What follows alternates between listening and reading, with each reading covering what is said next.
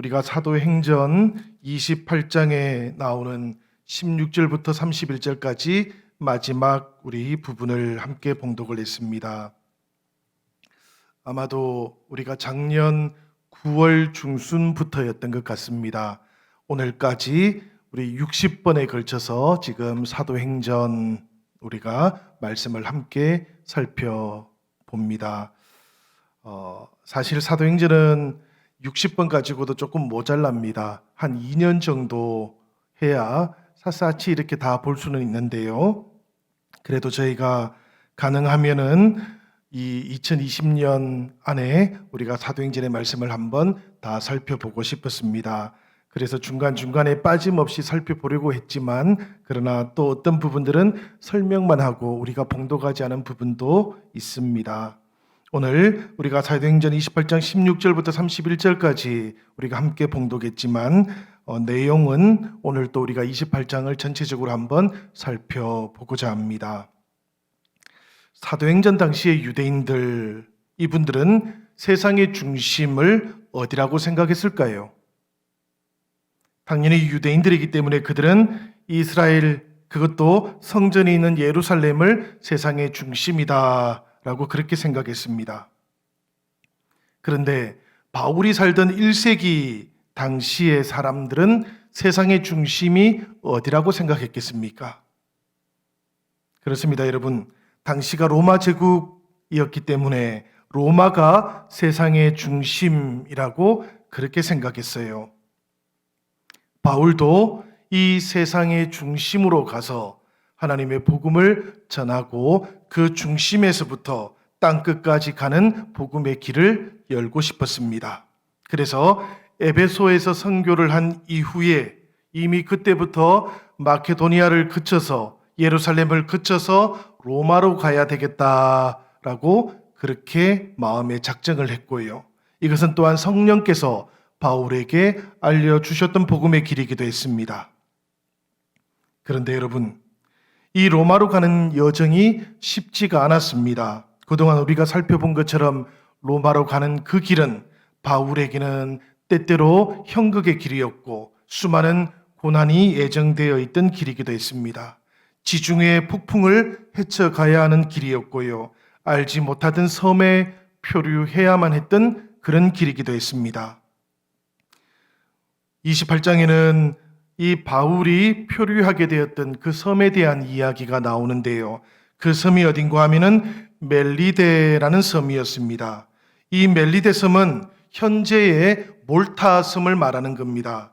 이 몰타 섬이 어디에 있는가 하면 저 이탈리아 반도 남쪽에 있는 시칠리아 섬이 있습니다. 이 시칠리아 섬하고 북부 아프리카에 있는 티니지 그 사이에 있는 섬이 멜리데, 이 몰타 섬이에요. 바울 일행의 배가 바로 이 몰타에 자초를 했던 것이지요. 그래서 이곳에 조심스럽게 그 일행들이 다 내리게 되었다라는 이야기입니다. 사도행전 28장 2절에 보면 이 바울의 일행이 이 몰타섬에 도착하니까 원주민들이 다 나와서 환영을 해 주었다 그럽니다. 2절의 말씀에 보면 이런 내용이 나오고 있어요. 비가 오고 날이 참해 원주민들이 우리를 다 영접하더라 라고 되어 있습니다. 그런데 여러분, 이 말씀 속에 보면 원주민이라는 말이 나오지요. 이 원주민을 가리키는 헬라어가 뭔가 하면 바르바로이라는 말입니다. 바르바로이라는 말인데 이 말에서 영어의 바바리안이라는 말이 나왔어요. 야만인이라는 뜻이지요. 이 바울 당시에는 로마 제국에서 사용했던 라틴어 혹은 그리스에서 사용하던 헬라어를 사용하지 않는 모든 나라 사람들, 그 사람들은 다 바리안이라고 그렇게 불렸습니다. 이 로마 사람들이 들을 때 자기들의 말이나 아니면 헬라 말을 사용하지 않으면 바르바르라고 이렇게 들렸다 그래요. 이 바르바르라는 말은 뜻을 알지 못하는 어떤 말. 그래서 여기에서부터 야만인이라는 말이 유래가 되었다는데요. 그런데 사실 이 몰타에 살고 있던 사람들은 어떤 사람들이었는가 하면 바울 당시 1세기에 문명이 굉장히 발전해 있었던 저 북부 아프리카 카르타고 사람들이랍니다. 그러니까 사실 이 몰타에 살던 사람들을 일방적으로 야만인 이렇게 말하면 안 되겠습니다. 사실 그 당시에 가장 발전된 문명 가운데 하나가 북부 아프리카에 있었거든요. 이 카르타고 출신의 사람들이 이 몰타 섬에서 페니키아 말을 하면서 살고 있었던 겁니다.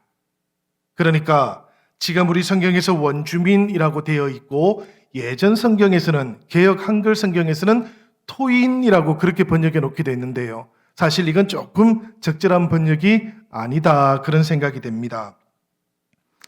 여하튼 이 멜리데, 이 몰타섬 사람들은 하나님을 모르는 사람들이기는 했지만 그래도 폭풍을 만나서 난파되었던 사람들, 그 사람들을 돌봐주기 위해서 이 섬 앞에서 그들을 맞이해 주었던 거예요.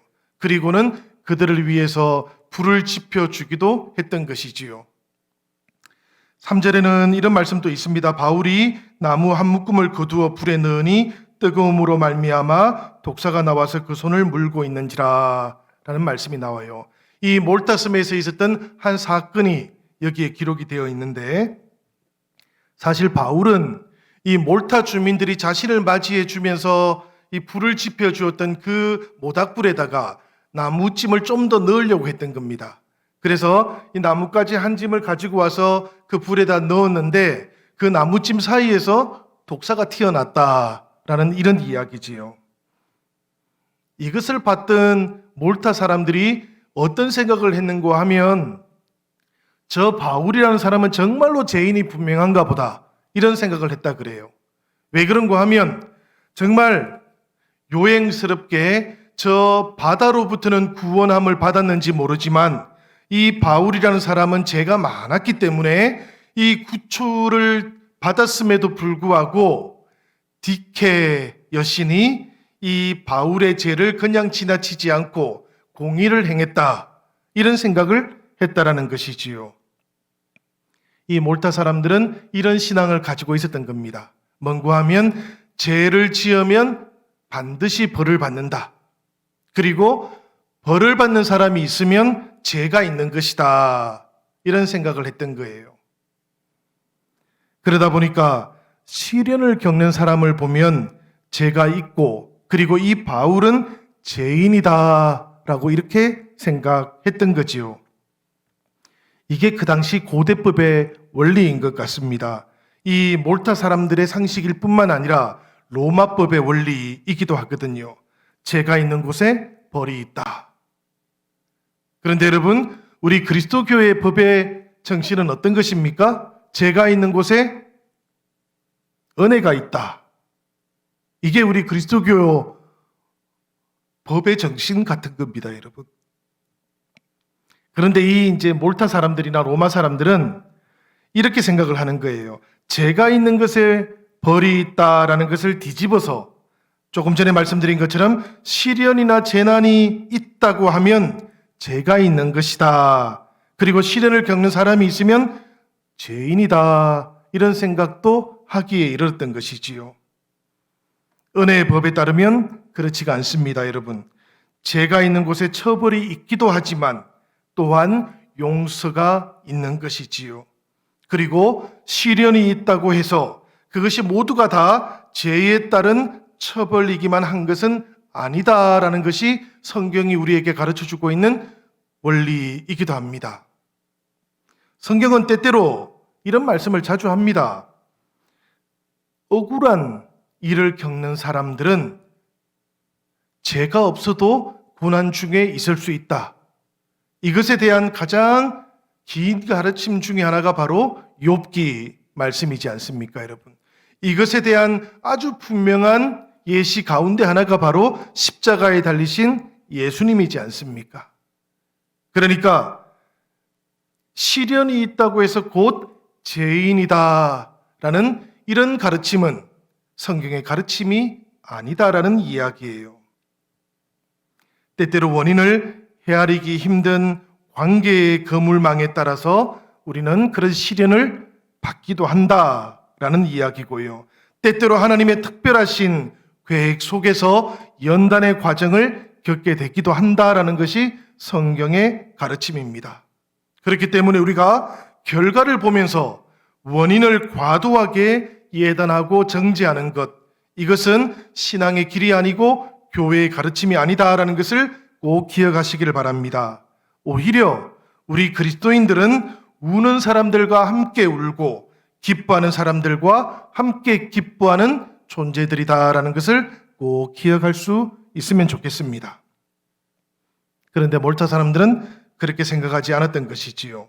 바울이 독사에 물린 것은 심판을 받게 된 것이다, 이렇게 여겼던 것인데요. 그런데 그 다음에 놀라운 일이 생겨났던 겁니다. 5절과 6절의 말씀인데 우리가 오늘 봉독하지 않았기 때문에 우리 같이 한번 봉독해 보면 좋겠습니다. 우리 다 같이 읽겠습니다. 바울이 그 짐승을 불에 떨어뜨림에 조금도 상함이 없더라. 그들은 그가 붙든지 혹은 갑자기 쓰러져 죽을 줄로 기다렸다가 오래 기다려도 그에게 아무 이상이 없음을 보고 돌이켜 생각하여 말하되 그를 신이라 하더라. 독사에 물린 것을 보고 이 몰타 사람들은 바울이 죽을 것이다, 이렇게 생각했는데요. 그런데 그 위험한 독사를 바울이 불에다가 툭툭 털어내어 버렸다라는 거예요. 그런 다음에도 조금도 상하지 않고 죽지도 않는 것을 보는 겁니다. 사실 이 몰타 사람들은 그 똑같이 생긴 뱀에게 물려서 죽는 것을 많이 그동안 봐왔던 것이지요. 그러다 보니까 그동안의 경험에 따르면 바울이 죽지 않는 것은 대단히 놀라운 기적 같은 것이었습니다.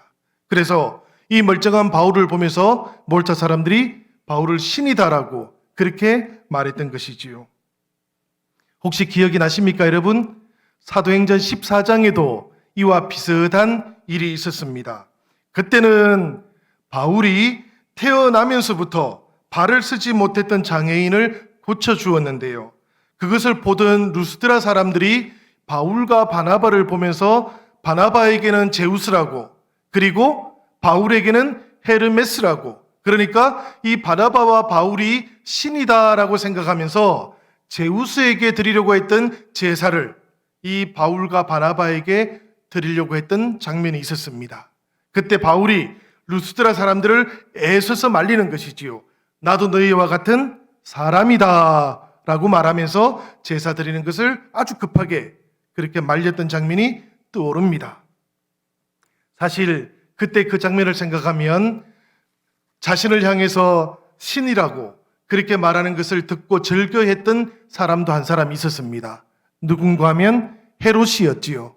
이 헤롯이 사람들이 자신을 향해서 신이라고 그렇게 막 외치고 칭송하는 것을 들으며 스스로가 마치 신적인 존재가 된 것처럼 생각하다가 성경에 보면 이 헤롯의 말로가 어떻게 되었다고요?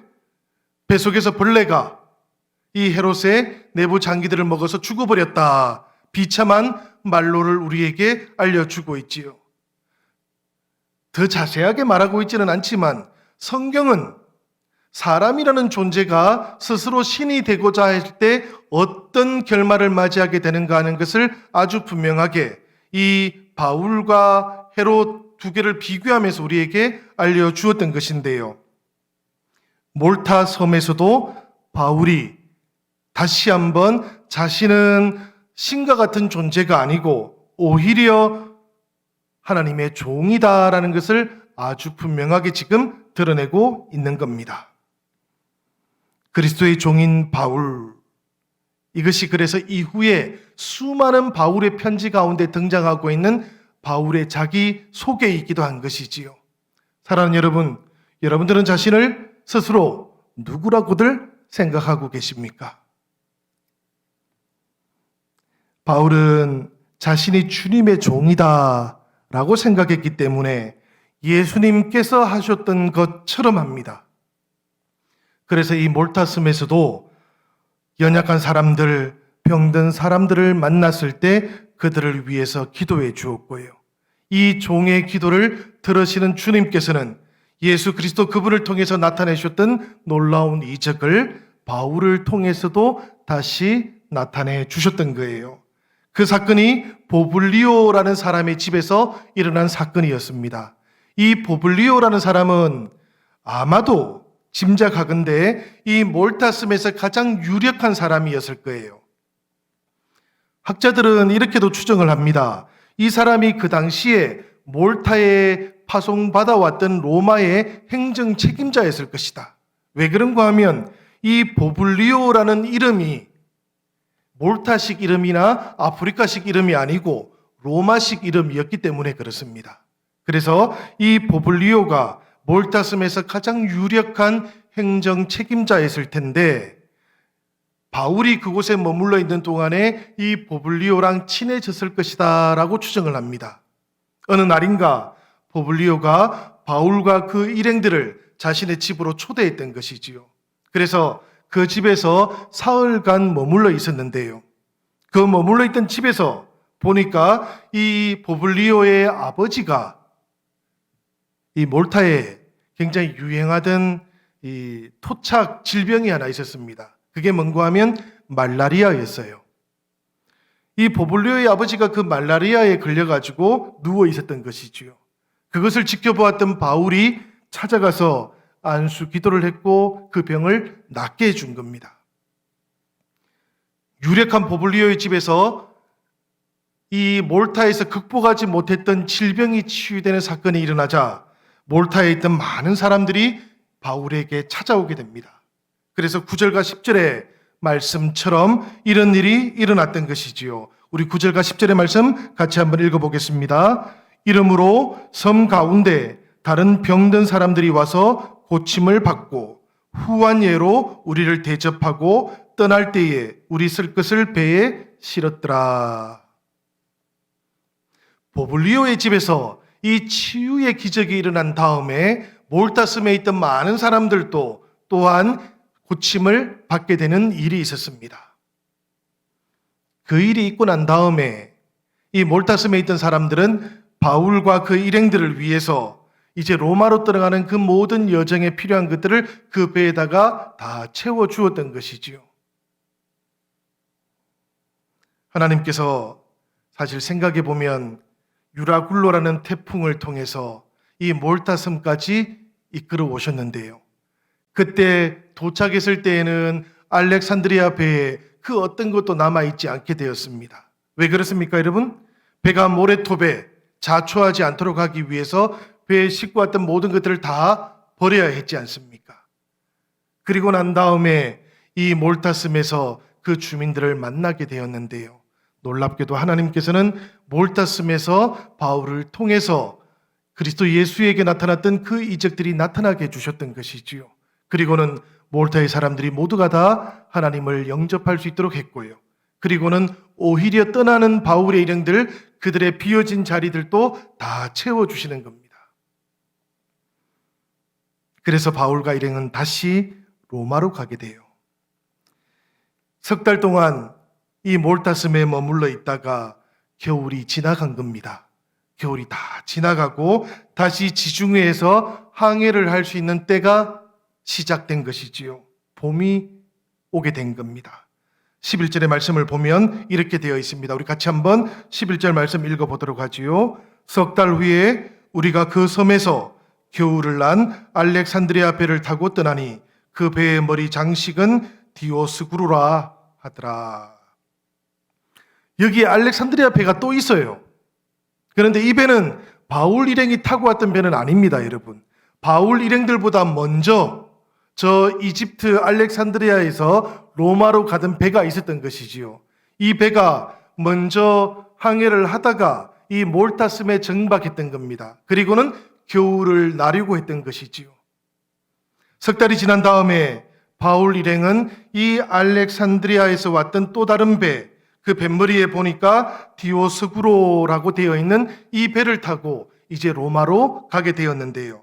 이 디오스구로라는 게 제우스의 쌍둥이 아들을 가리키는 겁니다. 그 당시 저 이집트에서 출발하는 배들은 이 디오스구로의 상을 많이 새겨 놓았다 그래요. 왜 그런가 하면 이집트에서 로마로 가기 위해서 꼭 필요한 별자리가 있었다 그럽니다. 그 별자리가 뭔가 하면 하늘에 있는 쌍둥이 자리였다 그래요. 그 쌍둥이 자리에 그 별 하나가 바로 이 제우스의 아들 디오스구로를 뜻하는 것이었다 그래요. 그래서 이 별을 보고 길을 찾아가야 했던 뱃사람들이 배에다가 이 디오스구로의 상을 새겨 놓았다 그럽니다. 봄이 오니까 바울 일행이 이 배를 옮겨 타고 이제 로마로 가게 되는데요. 12절과 13절을 보면 이 배를 타고 로마로 가는 길이 자세하게 나오고 있습니다. 우리 12절, 13절 같이 한번 읽어보지요. 수라쿠사에 대고 사흘을 있다가 거기서 둘러가서 레기온에 이르러 하루를 지낸 후 남풍이 일어나므로 이튿날 보디올에 이르러. 여러분, 이 말씀을 보니까 어떻습니까? 이 몰타섬에서 로마로 가는 길이 그렇게 멀지 않는 것 같지요, 그죠? 수라쿠사라는 곳을 지나고요, 레기온을 지나고 그 다음에 보디올을 지나는데, 처음에는 사흘, 그 다음에는 하루를 지내고 그 다음에는 남풍을 타고 그 이튿날에 도착을 합니다. 그러니까 생각보다 멀지 않아요. 그렇지만 겨울에 이 바다를 건너가는 것이 그 당시에 항해술이라든지 배의 능력으로는 대단히 어려웠던 것입니다. 조금 전에 읽었던 말씀 속에 나오는 수라쿠사라는 곳, 이것은 지금으로 치면 어딘고 하면 시라큐스를 말하는 거예요. 시칠리아 섬에 있는 항구 도시를 가리킵니다. 저기 보시면 지금 저 아래 수라쿠사 조금 아래쪽에 몰타 섬이 있었던 것이지요. 그리고는 거기에서 곧바로 배로 이동을 해서 수라쿠사를 지나서 그 다음에 레기온을 지났고요. 그 다음에는 시칠리아 섬을 벗어나서 이제 이탈리아 반도로 들어오는 겁니다. 그렇게 이탈리아 반도를 따라서 쭉 올라오다가 저 보디올이라고 하는 곳에 도착을 했던 거예요. 이 보디올에 도착하고 나면 위험한 항해는 다 끝이 나는 겁니다. 왜 그런가 하면 보디올이라는 저 항구에 도착해서 내리고 나면 그때부터는 로마까지 약 200km 정도 남아 있지만 육로를 따라서 이동하거든요. 위험한 백길을 더 이상 타고 가지 않기 때문입니다. 그래서 저 보디올에 도착하고 나면 이제 바울이 드디어 로마에 도착했다, 이렇게 말해도 됩니다.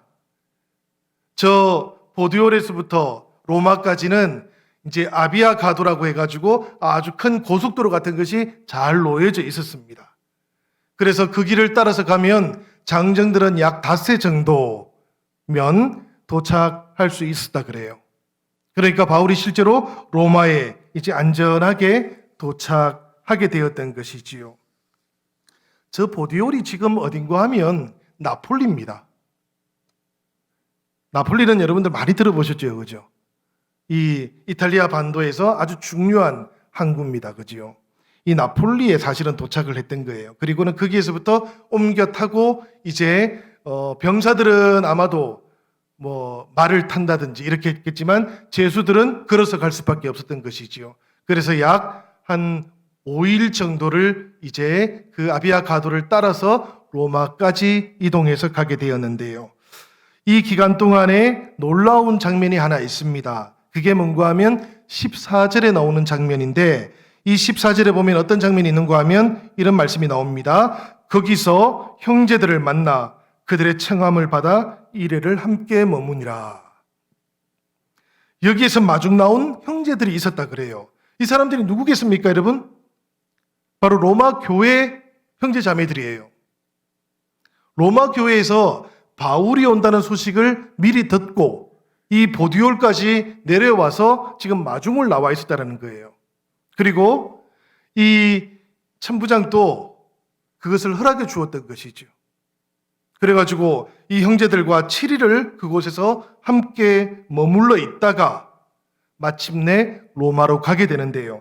14절의 하반절, 사실은 뭐 특별한 내용이 담겨져 있는 구절은 아니지만 그러나 읽기에 따라서는 대단히 감격적인 구절이기도 합니다. 14절 하반절 우리 같이 한번 읽어보도록 하지요. 그래서 우리는 이와 같이 로마로 가니라. 저는 이 한 구절에 누가 어떤 감격이 담겨져 있다, 이런 생각이 들었습니다. 이 그래서라는 말에 많은 의미가 담겨져 있는 것 같이 느껴졌거든요. 그리고 이와 같이라는 말에도 아주 많은 의미가 함축되어 있는 것 같이 느껴졌습니다. 무엇보다도 지금까지 바울이 겪어왔던 그 모든 고난과 어려움이 이 말에 담겨져 있는 것 같이 느껴졌고요. 그러나 또 다른 한편으로는 이런 고난과 어려움만이 아니라 하나님의 돌보심과 지켜주심과 그 인도하심이 이 말 속에 다 들어있는 것처럼 느껴졌어요. 그래서 우리는 이와 같이 로마에 가니라. 로마 교회 성도들, 그들이 바울 일행을 마중 나와서 앞비오 광장에서 만나게 되는 장면이 15절에 나오고 있습니다. 우리 15절 말씀 같이 한번 읽어보도록 하지요. 그곳 형제들이 우리 소식을 듣고 앞비오 광장과 트레이스 타베르네까지 맞으러 오니 바울이 그들을 보고 하나님께 감사하고 담대한 마음을 얻으니라. 아멘.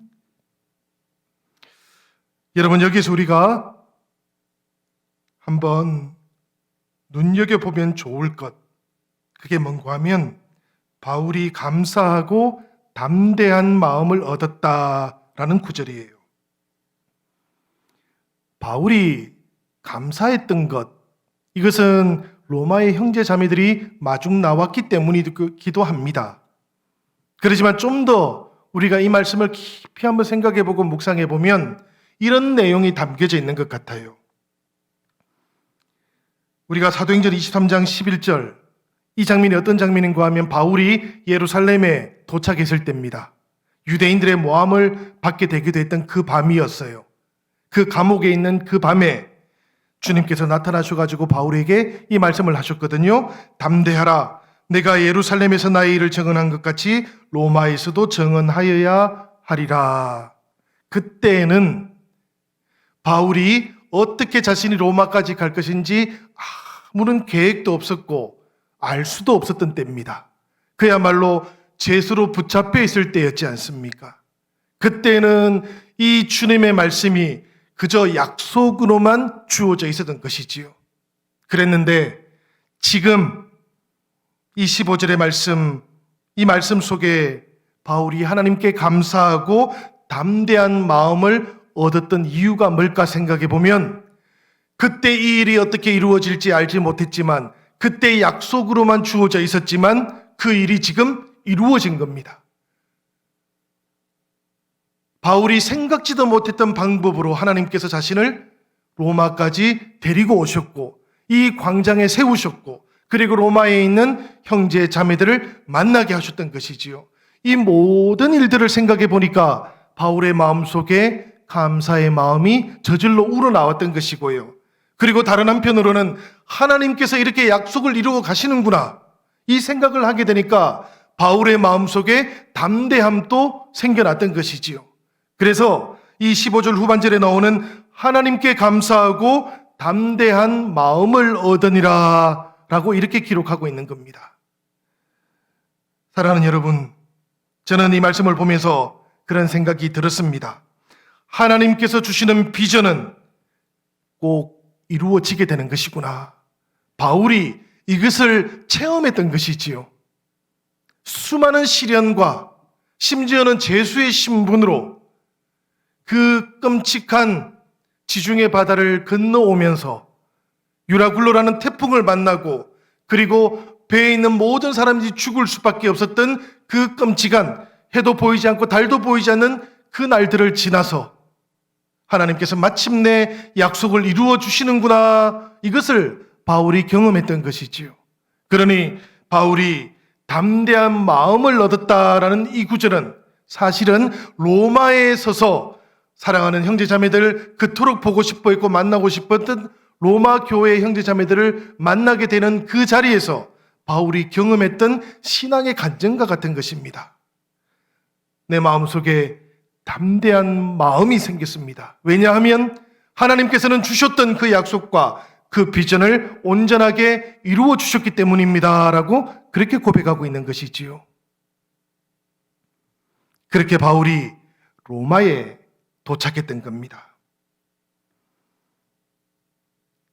소명이 성취되는 장면이기도 했고, 담대하라 내가 예루살렘에서 나의 일을 증언했던 것처럼 로마에서도 증언해야 하리라 라는 주님의 이 말씀 앞에서 순종했던 그 순종의 성취이기도 한 것이지요. 로마는 바울에겐 그런 의미가 있는 것입니다, 여러분. 목숨을 걸고 순종의 길을 나섰던 그 길이 마침내 열매 맺어진 것이 바로 로마라는 것입니다. 로마에 이렇게 도착했던 바울은 감옥에 갇히는 대신에 약 2년 동안 제한되었지만 자유를 허락받습니다. 사실 로마에 도착했는데 바울은 저 황제 앞에서 재판을 금방 받지를 않습니다. 약 2년 동안 가택연금 상태에 그냥 있어요. 16절의 말씀이 그렇습니다, 여러분. 우리가 오늘 봉독했던 첫 번째 구절인데요. 우리가 로마에 들어가니 바울에게는 자기를 지키는 한 군인과 함께 따로 있게 허락하더라. 바울은 비록 완전한 자유를 얻지는 못합니다. 자신을 지키는 군인이 한 사람 있기는 했어요. 그렇지만 어떤 집에 바울이 갇혀 있게 된 것이지요. 다만 그 집안에서는 바울이 자유롭게 생활을 했던 것 같아요. 이 집에 머물러 있는 동안 바울은 하나님께서 자신을 로마에 보낸 그 이유를 늘 생각합니다. 잊어버리지를 않아요. 그래서 복음의 증인으로 자신이 세상의 중심에 와 있다라는 것. 아니, 사실은 유대인들의 눈으로 본다면 세상의 끝에 와 있다라는 것을 바울은 늘 생각하고 고백하고 있었던 거예요. 그래서 이 집에 갇혀 있지만 로마에 살고 있던 유대인 지도자들을 초청합니다. 그리고는 그들에게 다시 복음을 전하기 시작해요. 17절의 말씀 우리 같이 한번 읽어보도록 하겠습니다. 다 함께 우리 17절 말씀 읽겠습니다. 사흘 후에 바울이 유대인 중 높은 사람들을 청하여 그들이 모인 후에 이르되 여러분 형제들아 내가 이스라엘 백성이나 나의 조상의 간섭을 배척한 일이 없는데 예루살렘에서 로마인의 손에 죄수로 내준 바 되었으니. 이 말씀을 보면 여러분 이런 뭐라 그럴까요? 조금 해명이 담겨져 있습니다. 우선은 자신이 왜 로마 황제 가이사에게 상소를 하게 되었는가? 그러니까 자기 민족을 고발한 거지 않습니까, 지금? 어쩔 수 없이 그렇게 할 수밖에 없었다라는 것을 로마에 있는 유대인들에게 설명을 하고 싶었던 거예요. 로마인들은 자신을 무죄라고 석방해 주려고 했는데 예루살렘의 유대인들이 반대해서 어쩔 수 없이 로마 황제에게 항소를 할 수밖에 없었습니다. 그러니까 제가 사실은 우리 민족을 고발하려고 했던 것은 아닙니다. 라고 우선 그렇게 설명하는 거예요. 그런 다음에 이 유대교 지도자들을 지금 자신의 집에 초청했던 이유도 설명을 해줍니다. 20절의 말씀인데요. 그 말씀의 뜻이 이렇습니다. 우리 다 같이 한번 읽어보겠습니다. 이러므로 너희를 보고 함께 이야기하려고 청하였으니 이스라엘의 소망으로 말미암아 내가 이 쇠사슬에 매인 바 되었노라. 이 말씀 구절 속에는 바울이 지금 이 유대인 지도층들을 자신의 집에 초대한 이유가 나오고 있어요. 그게 뭔가 하면 이런 이유입니다. 자신이 지금 쇠사슬에, 그러니까 감옥에 갇혀서 가택연금 상태에서 로마까지 오게 된 이유는 표면적으로 보면 유대인들의 고발 때문이지만 그러나 그 내면을 보면 사실은 고발한 것 때문이 아니고 로마에 있는 유대인들과 로마에 있는 이방인들을 향한 하나님의 선하신 뜻이 있었다라는 이야기입니다. 하나님이 그 선하신 뜻이 뭔고 하면은 바로 이스라엘의 소망 때문이다라는 그런 이야기예요. 여기서 우리가 한 가지 짚어야 됩니다, 여러분. 이스라엘의 소망이 뭘까요? 이건 대단히 중요합니다. 이것은 사실 아주 고대로 올라가서 아브라함을 부르신 하나님의 뜻하고 맞닿아 있어요. 하나님께서 아브라함을 부르신 것은 모든 민족의 아비가 되기 위함이었지요. 그 뜻은 이런 겁니다. 모든 열방들이 하나님께로 돌아오는 데 있어서 이 아브라함의 자손들이 제사장의 역할을 해야 된다라는 이런 뜻이에요. 그러니까 이스라엘이라고 하는 나라는 바로 그 아브라함을 부르신 하나님의 뜻을 성취하기 위해서 부름을 받은 민족이다라는 그런 이야기지요. 이 뜻을 이루는 것이 이스라엘의 소망인 겁니다. 그저 유대인들 자신의 민족, 혈통을 중심으로 해서 구원을 받는 것, 이것이 이스라엘 민족을 향하신 하나님의 뜻이 아니고 이스라엘이라는 이 나라를 통해서 모든 열방들이 하나님께로 돌아오는 것, 이것이 이스라엘에게 주신 하나님의 뜻이고 소망이라는 것인데요. 지금 바울이 이 유대인들을 향해서 그 이야기를 하고 있는 겁니다. 자신이 로마에까지, 그러니까 세상의 끝까지, 땅 끝까지 보냄을 받은 이유가 뭔가 하면 하나님께서 이스라엘에게 주셨던 그 소망, 유대인들과 모든 이방인들이 마침내 하나님께로 돌아올 그 소망 때문에 내가 여기에 보냄을 받은 것입니다. 여러분 한번 생각해 보시기를 바라요. 만약에 단순하게 복음을 로마에 전하는 것, 이것이 이유였다면 바울은 로마에 올 필요가 없었습니다. 왜 그렇습니까, 여러분? 로마에는 이미 복음이 전해져 있지 않습니까? 바울이 오기 전에 이미 로마에는 로마 교회가 있었어요. 바울은 이미 저 고린도에 있을 때 베베를 통해서 이 로마서를 이미 보내기도 했어요.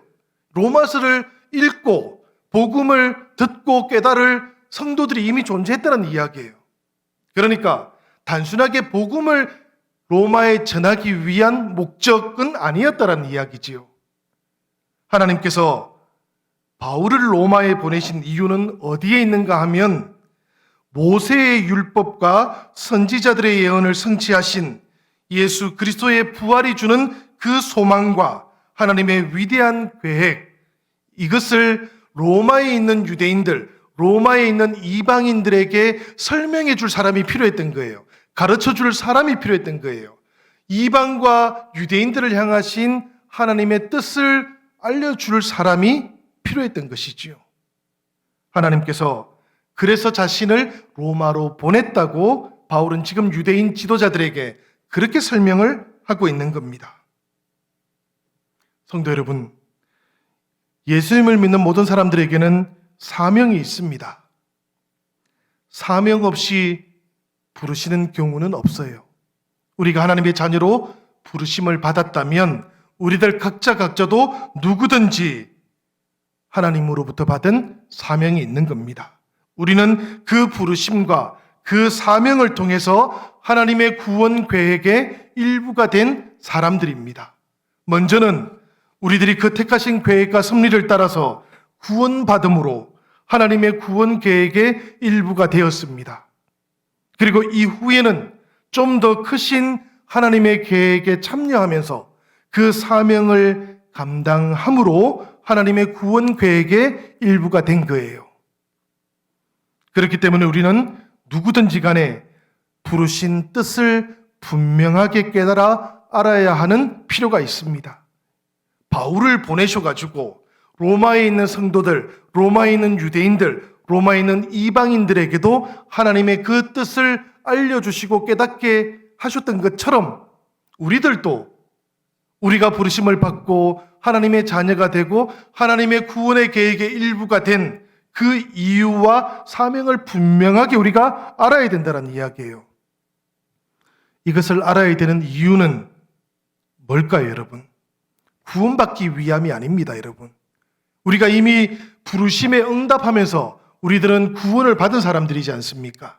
그러나 부르신 이유를 우리가 분명히 알면 하나님께서 나를 택하시고 하나님께서 구원 계획의 일부로 나를 세워주시고 그릇으로 삼아주셨던 그 이유를 분명하게 알게 되면 우리가 신앙의 길을 걸어가는 동안에 주저하지 않을 수 있는 거예요.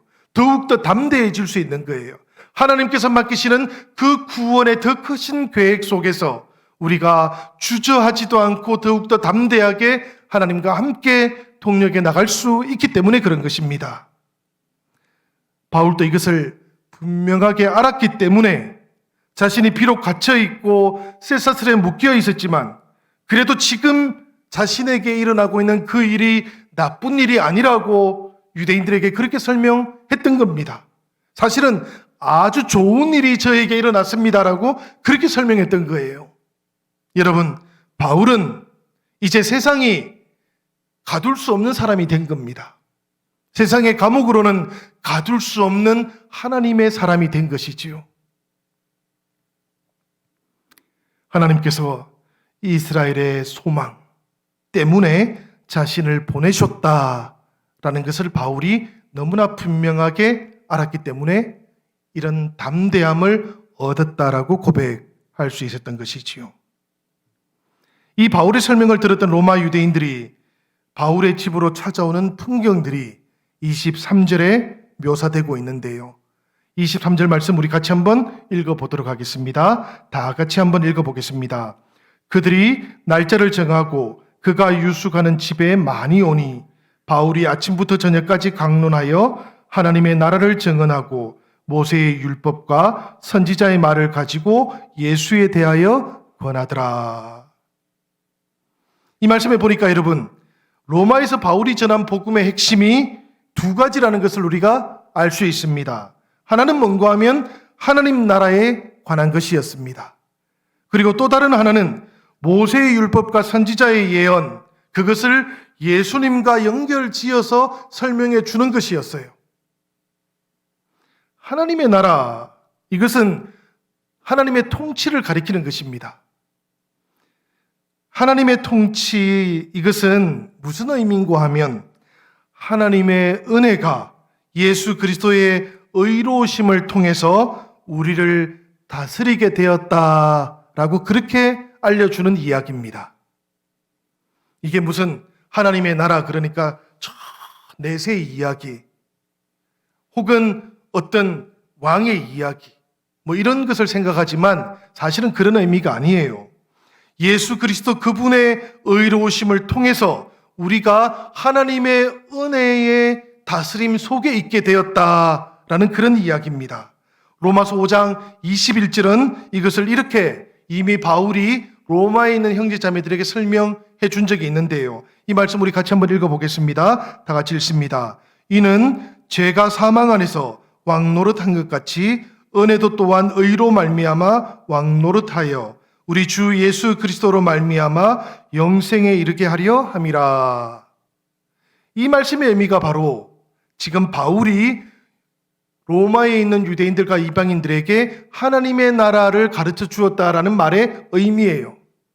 예수 그리스도 그분의 의로움을 통해서 우리들이 하나님의 은혜가 다스리는 영역 속에 있게 되었다는 이야기입니다. 바울은 비록 지금 가택연금 상태에 있었지만 그러나 바울이 실제로 존재했던 것은 어딘가 하면 하나님의 은혜가 다스리는 영역 속에 있다라는 그런 이야기예요. 우리 성도들도 그러하다라는 그런 이야기입니다. 바울은 이것을 가르쳐 주었고요. 그리고 유대인들이었던 로마에 있던 그 지도자들에겐 무엇을 또 가르쳐 주었는가 하면 모세의 율법과 선지자의 말, 이것은 다른 한 말로 표현하면 구약 성경을 가리키는 거예요. 유대인들에게는 이것이 성경이지 않습니까? 그러니까 유대인들의 성경, 그 구약 성경을 통해서 약속되어 있는 메시아가 다름 아닌 예수 그리스도시다라는 것을 이 로마에서 가르쳐 주었던 것이지요. 30절은 이렇게 되어 있습니다. 우리 사도행전 28장 30절, 31절의 말씀인데요. 사실 이 사도행전의 마지막 구절이기도 합니다. 이 마지막 구절이 어떻게 표현되고 있는가 우리 한번 같이 읽어보도록 하겠습니다. 다 같이 읽습니다. 바울이 온 이태를 자기 셋집에 머물면서 자기에게 오는 사람을 다 영접하고 하나님의 나라를 전파하여 주 예수 그리스도에 관한 모든 것을 담대하게 거침없이 가르치더라. 아멘. 사도행전은 이렇게 끝이 나요, 여러분. 2년 동안 그 집에 머물면서 아침부터 저녁까지 최선을 다해서 복음을 가르쳤고요. 오는 사람을 다 영접했고, 그리고는 유대인들이 받아들이지 않을 때에는 그 복음을 이방인들에게도 기쁨으로 담대하게 거침없이 가르쳤다라고 사도행전은 끝이 나고 있다는 이야기입니다. 사랑하는 영신성도 여러분, 사도행전은 하나님의 구원이라는 것, 그것은 이렇게 해서 이런 방식으로 옛 이스라엘을 넘어서 새로운 이스라엘로 이어졌다라고 우리에게 알려주는 겁니다. 그리고 마침내는 새로운 이스라엘이 된 교회와 우리들에게까지 이어지고 있다라고 그렇게 말하고 싶은 거예요. 사도행전의 이 뒷부분은 완전히 열려 있지 않습니까? 사도는 거침없이 담대하게 복음을 전파하였다라고 이렇게 끝나고 있지요. 이건 끝이 아닌 겁니다, 여러분. 거침없이 담대하게 복음은 지금도 여전히 선포되고 있다, 가르쳐지고 있다라는 이야기예요. 이 복음이 저 지중해를 끼고 있는 이스라엘과 그리고 터키 지방과 그리고 그 아래쪽에는 저 북부 아프리카와 그리고 마침내 그리스와 그리고 이탈리아 반도까지 이어져서 복음은 계속해서 확장되고 있는 것이지요. 마침내는 땅끝까지 이르러서 복음은 계속해서 전해져 오고 있는 겁니다. 이 일은 바울이 결정한 일이 아닙니다, 여러분. 이 길은 바울이 선택했던 길도 아니었습니다. 오히려 여기에 박해자에 불과했던 바울을 들어서 사용하시고 마침내는 세상 끝이라고 봤던 그 로마까지 인도에 가셨던 하나님의 크신 뜻과 계획이 있었던 것이지요. 그 하나님의 크신 뜻과 계획 속에 무엇이 있었는가 하면은 바로 우리 영신 교회가 있는 겁니다. 바로 우리 영신 교회를 통해서 하나님의 자녀가 된 우리들이 있었던 겁니다. 수많은 세월 동안 이 복음은 계속해서 전파되어 갔고 거침없이 담대하게 선포되고 있는 중인 것이지요.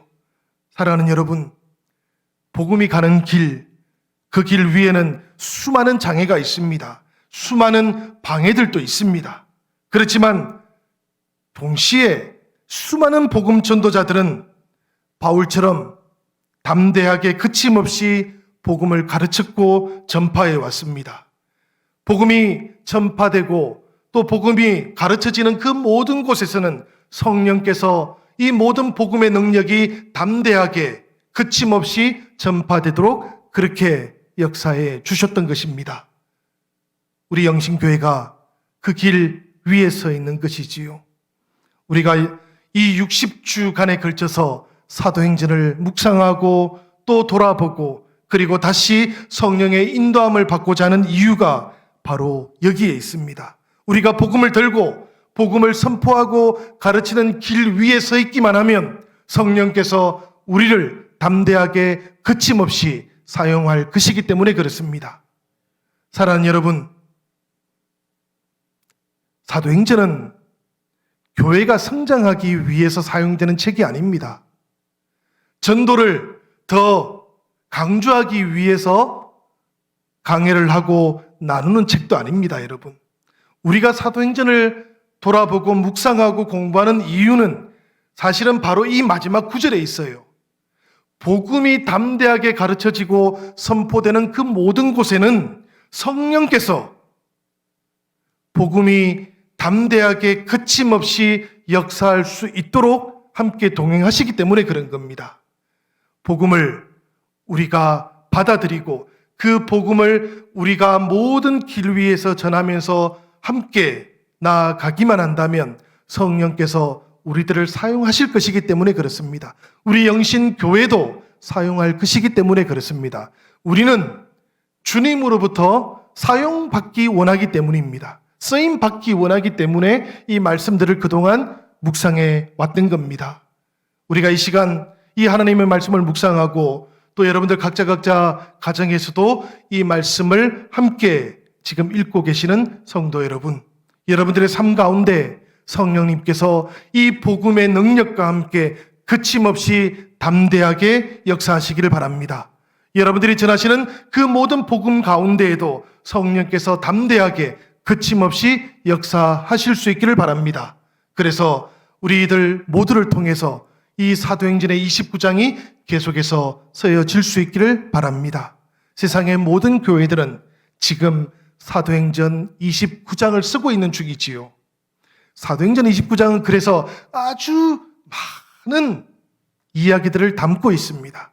우리 영신교회도 사도행전 29장을 써야 될 이유가 있고 의무가 있습니다. 왜 그런가 하면 주님께서 우리를 주님의 선하신 구원의 계획 속에 불러주셨기 때문입니다. 그리고 우리에게 그 사명을 주셨기 때문입니다. 주님께서 우리에게 부탁을 하셨기 때문이에요.